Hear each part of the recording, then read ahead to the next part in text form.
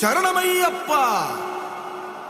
பள்ளி கட்டு சபரிமலைக்கு கல்லும் முள்ளும் காலுக்கு மெத்தை சுவாமிய சரணம் ஐயப்ப சரணம் అయ్యప్ప శరణం స్వామియ శరణం. మండల దీక్ష ముగిసింది మాలకు అర్థం తెలిసింది సబరికొండ పిలిచింది మణికంఠుని చేరగ పదమంది